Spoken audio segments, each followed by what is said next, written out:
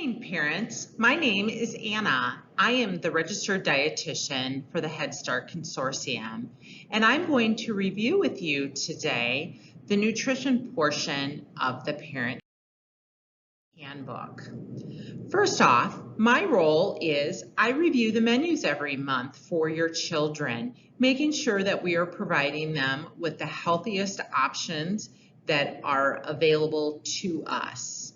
And I will review the menu in a further depth in a few minutes.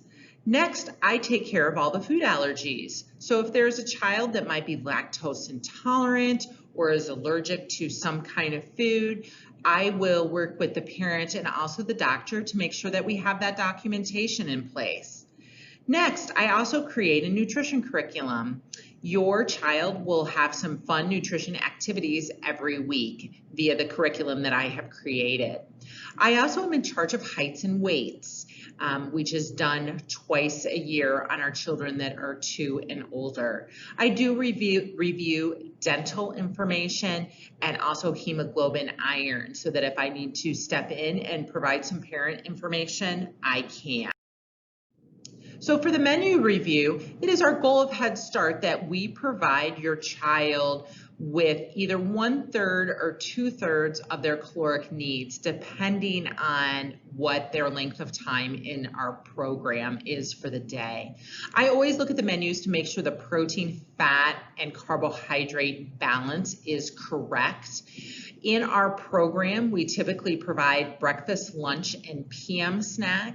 If a child arrives after 9 a.m., if they have a start time of after 9 a.m., this year they are receiving a morning snack instead of breakfast, just the way that the timing of the day worked out for them.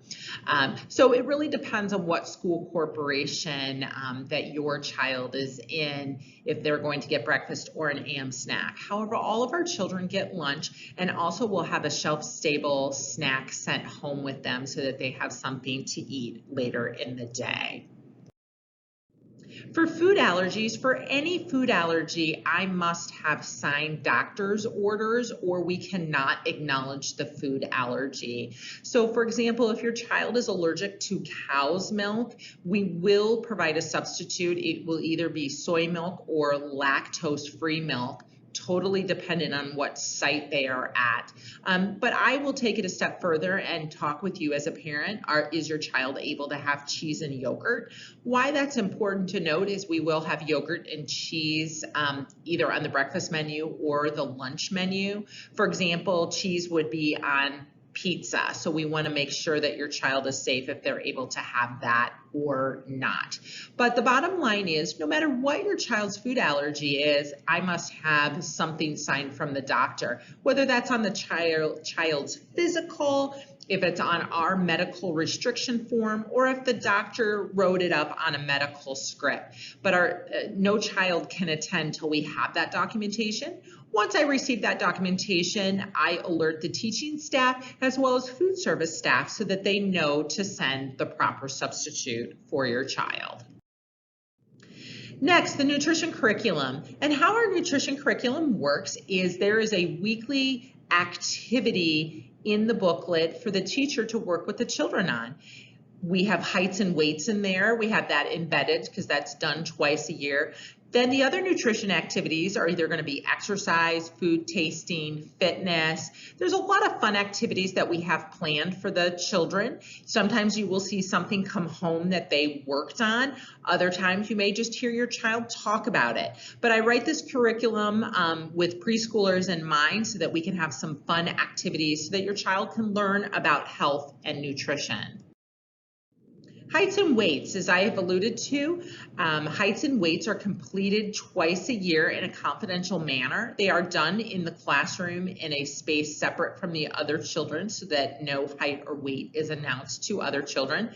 We use this information to see where they fall on the growth chart. So if a child is underweight, I may contact you to discuss to see what kind of support we can give to you, whether that's nutritional information or just talking with me. We also do that on the opposite end of the spectrum. Any child that is considered 85th percentile and above is at risk for becoming overweight. And so typically what will happen in the beginning of the year after the first heights and weights are done, I will send a letter home just making you aware so that you can discuss that with your doctor, or you can discuss it with me. We can certainly set up a session to have a discussion. What we're trying to do is just make parents aware so that they are more aware of their child's eating habits moving forward. Next, on dental and iron, your child is required to have both a dental exam and also a blood hemoglobin. Most of the time, the hemoglobin is done at the time of the physical, so we'll receive the information there. If not, our nursing staff will go out and obtain the hemoglobin. The dental exam falls on you to make sure that that's done and current, and then if there are any issues, we will work with the family to help if there's any further dental care that needs to be done. Because of COVID, our children will not be brushing their teeth in our classrooms this year, but ordinarily they would be brushing after breakfast and lunch so that they're learning good habits on teeth brushing. I also use this information as a training tool, so if you do need further information, for example, that your child has a low blood iron, blood hemoglobin level, if you need information from me, I'm able to get that information